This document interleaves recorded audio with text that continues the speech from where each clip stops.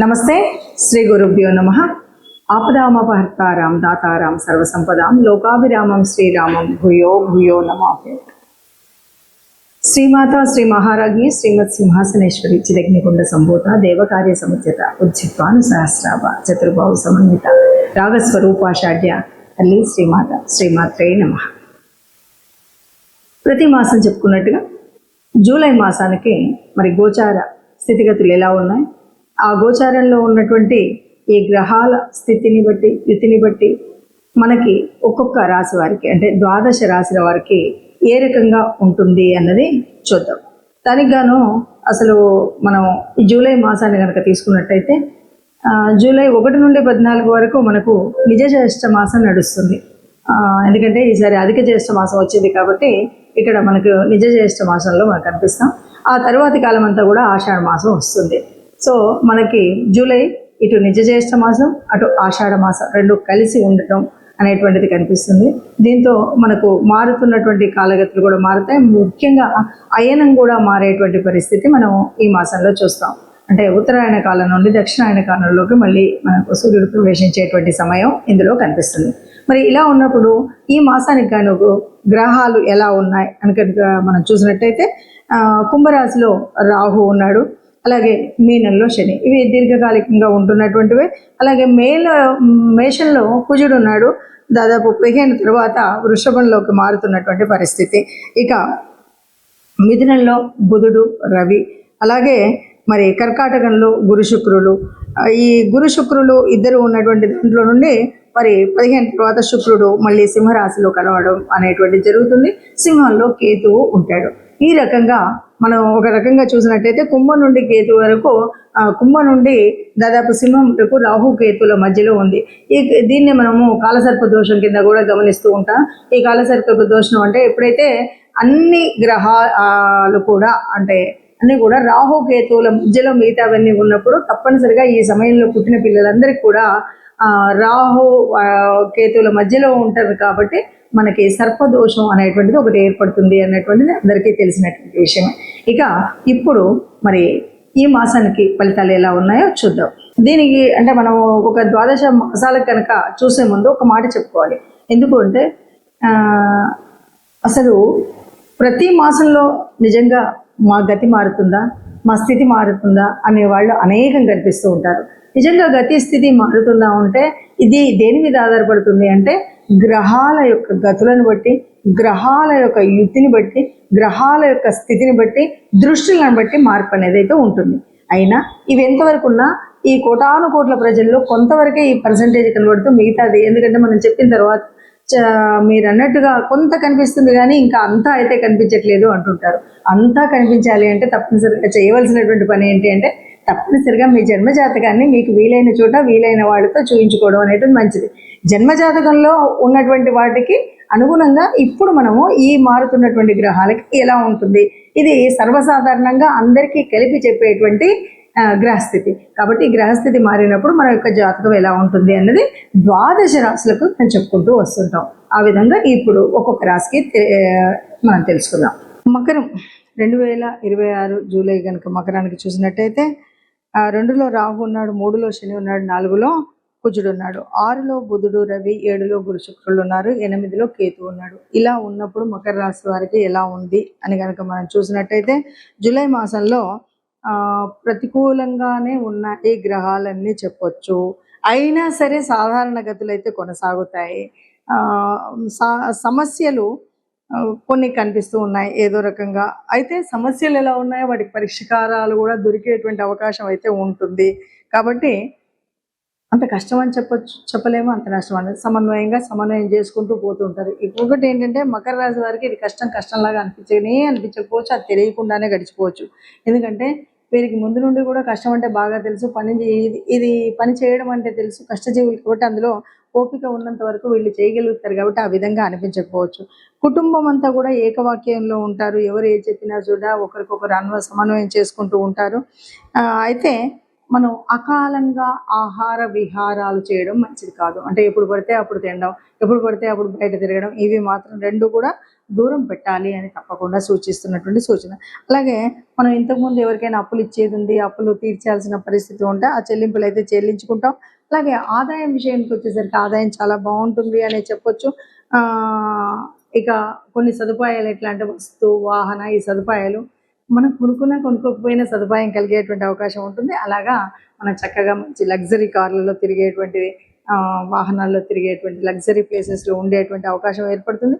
విద్యార్థులకు చాలా వరకు అనుకూలమైనటువంటి సమయంగా చెప్పొచ్చు. సంతాన వ్యవహారాలలో తప్పనిసరిగా సర్దుకుపోవాల్సిందే మకర రాశి వారు. ఈ సమయంలో వాళ్ళు సంతానం ఒక్కొక్కసారి వాళ్ళకి నచ్చింది చెప్తుంటారు, మనం అవునన్నా కాదన్నా వాళ్ళు వినడం అనేటువంటిది ఉండదు. కాబట్టి మనం సంతానంతో దాదాపుగా సర్దుకుపోవాల్సినటువంటి పరిస్థితి ఈ నెలలో ఉంది. ఏది ఏమన్నా సరే మకర రాశి వారికి ఇది మిశ్రమ ఫలితాలుగా ఉంది కాబట్టి కొంచెం సమన్వయం చేసుకుని చేసుకోవాల్సినటువంటి మనం గ్రహశాంతులు కానీ ఏదైనా చేసుకుంటూ ముందుకు వెళ్ళినట్టయితే ఇబ్బందులు లేకుండా ఉంటాయి. ముఖ్యంగా ఆర్థికంగా మాత్రం ఎలాంటి లోటు లేకుండా నడుస్తూ ఉంటుంది అని చెప్పచ్చు. ఇప్పటి వరకు మీరు ఈ గ్రహస్థితిని చూశారు కాబట్టి ఈ గ్రహస్థితి మరి ఇలా ఉన్నప్పుడు ఎవరం కూడా కష్టాలను ఆశించాం, ఎవరు కూడా కష్టాలు ఇష్టపడం, అయినా గ్రహస్థితి ఇలా ఉంది. ఎప్పటి నుండో అనుభవిస్తున్న కష్టాలు ఉన్నాయి, నష్టాలు ఉన్నాయి. అందరికీ ఆశాజనకంగా ఉండే విధంగా ఉండాలన్నదే ఉంది. కాబట్టి మనకు తప్పనిసరిగా కావాల్సినటువంటిది దైవానుకూలం, అలాగే గ్రహాల యొక్క అనుకూలత కావాలి. మనం ఏది ఏమన్నా గ్రహాల సంచారాన్ని బట్టి ఉంటుంది, కానీ మనకు అనుకూలించే విధంగా ఉండాలి అంటే మనం పుట్టినరోజు తెచ్చుకున్న ప్రారంభాన్ని బట్టే ఉంటుంది. పుట్టినప్పుడు మనం తెచ్చుకున్నటువంటి ప్రారంభం వల్ల కొన్ని యోగించేవి, కొన్ని యోగించేవి ఉంటాయి. అయినప్పటికీ ఇలాగ మనం ఏదైతే గోచారం చూస్తూ ఉన్నామో, గోచారంలో జరిగేటువంటి మార్పుల వల్ల కొంత ఉపశమనం పొందడానికి మాత్రం లాభం ఉంటుంది. ముఖ్యంగా చెప్పేది ఏంటంటే ఈ మాసంలో అవునన్నా కాదన్నా మరి గురువు యొక్క మార్పు అన్నది మనం చూసినటువంటిది. ఈ గురువు మార్పు వల్ల ఈ గురువు అనుకూలంగా ఉన్నవాళ్ళు, అనుకూలంగా లేని వాళ్ళు అన్నది కాకుండా ఒకటి మనం చేయాల్సింది ఏంటంటే గురు గ్రహానికి మనం అంటే ఏదైనా ఒక గురు మంత్రాన్ని తీసుకొని ఈ మాసం అంతా కూడా తప్పనిసరిగా చేసుకోవాల్సినటువంటిది ఏంటంటే గురు మంత్రాన్ని తీసుకొని, అంటే ఏ గురువుకు మీకు సంబంధించినటువంటి దక్షిణామూర్తి అవ్వచ్చు, దత్తాత్రేయుల వారు అవ్వచ్చు, లేదా మీకు సంబంధించిన స్వయం గురువులు అవ్వచ్చు, లేదు ఇలా ఏ గురువుకు సంబంధించిన స్తోత్రం ఉన్నా ఆ స్తోత్రాన్ని మనం పాటించడం, లేదు నవగ్రహాల్లో ఉన్నటువంటి బృహస్పతికి సంబంధించినటువంటి శ్లోకం ఇది నిత్య పారాయణంగా పెట్టుకున్నట్టయితే మనకు ఈ గోచారం వల్ల ఏదైనా చెడు జరిగేది ఉంటే మీకు గురువు ఆ చెడును జరగకుండా సర్వవేళలా కాపాడుతూ ఉంటాడు. ఇక రెండవది, లేదు గురువు అనుకూలంగా ఉన్నాడంటే జరిగే మార్పుల్లో, మంచి మార్పుల్లో ఇంకా మంచి జరుగుతుంది తప్ప మీకు ఎట్లాంటి నష్టం ఉండదు. కాబట్టి ఈ గురువుకు సంబంధించినటువంటి ఈ విషయాలు చేయడమే కాకుండా ఇంకా గురువు యొక్క అనుగ్రహం పొందాలి అంటే తప్పనిసరిగా మరొక మార్పు చేసుకోవాల్సింది, ఎవరైనా వృద్ధులు ఉన్నటువంటి వాళ్ళు, అంటే తండ్రి సమానులైనటువంటి వయసు ఉన్నటువంటి వాళ్ళు, అంటే వృద్ధులకు సహాయం చేయడం, సహకరించడం అనేటువంటి విషయాలు ఉంటాయి కదా, ఇవి కూడా చాలా వరకు గురు గ్రహం యొక్క సంతృప్తిని, గురు గ్రహం యొక్క అనుగ్రహాన్ని పొందడానికి వీలైనటువంటి అంశాలు. కాబట్టి ఆ రకంగా చేసుకుంటూ వెళుతూ ఇక మనం ఒక్కొక్క గ్రహంలో ఉన్నటువంటి మార్పులు చేర్పులు ఉన్నాయి కాబట్టి వాటిని అనుసరించుతూనే వెళ్ళాలి. ఏదేమన్నా సరే రాహుకేతువుల మధ్యలో నలిగిపోతున్నటువంటి గ్రహాలన్నీ ఉన్నాయి.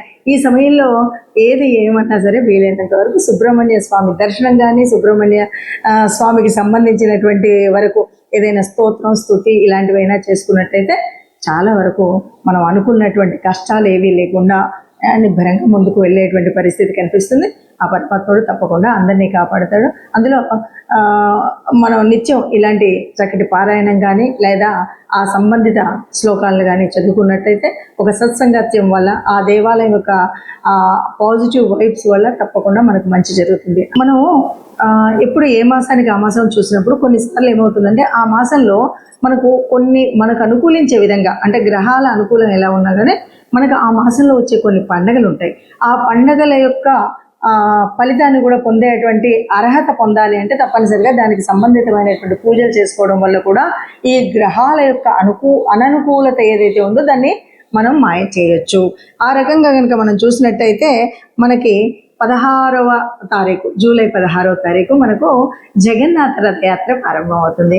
ఆ జగన్నాథుడు అంతకు మించినటువంటి గురువు ఎవరు ఉంటారు మనకి? ఆ శ్రీకృష్ణ పరమాత్మకు సంబంధించినటువంటి తత్వాన్ని చదువుకోవడం, వినడం, లేదా ఆ జగన్నాథ యాత్ర జరుగుతున్నప్పుడు మనం చూడడం, లేకపోతే మన ఏరియాల్లో కూడా ఇవాళ రేపు చేస్తున్నటువంటి జగన్నాథ రథయాత్రలో పాల్గొనడం, ఏదో అక్కడ సంబంధించినటువంటి విషయాలను వినడం చేసినట్టయితే మనకు ఉత్తమమైనటువంటి స్థితి ఉంటుంది. అలాగే మరి 17వ తారీఖు వచ్చేసరికి మరుసటి రోజు నుండి కూడా దక్షిణాయనం ప్రారంభం అవుతుంది. దక్షిణాయన కాలంలో మనం చేయాల్సినటువంటి పుణ్యక్రతువులు బోలెడని ఉంటాయి. వాటన్నిటినీ కూడా ఈ మాసం అంతా అవలంబించినట్టయితే మన కష్టాలు తొలగుతాయి. ఇంకా ముఖ్యంగా తెలంగాణ ప్రాంతంలో ఉన్నటువంటి భక్తులందరికీ కూడా మనకు తెలిసినటువంటి విషయం, ఈ జూలై మాసంలో ఆషాఢం ప్రారంభం అవ్వగానే మొదట బోనాల పండుగ వస్తుంది. బోనాల పండుగ ఎవరికి చేస్తాము అంటే ఆ పరాత్పరేశ్వరి అమలగన్న అమ్మకి చేస్తూ ఉంటాం. కాబట్టి ఆ తల్లిని తెరవడం కూడా ముఖ్యము అనే విషయాన్ని మనం గ్రహిస్తే కనుక బాగుంటుంది. అలాగే ఈ నెలాఖరు చివరికి 25కి వచ్చేసరికి తొలి ఏకాదశి ఉంటుంది.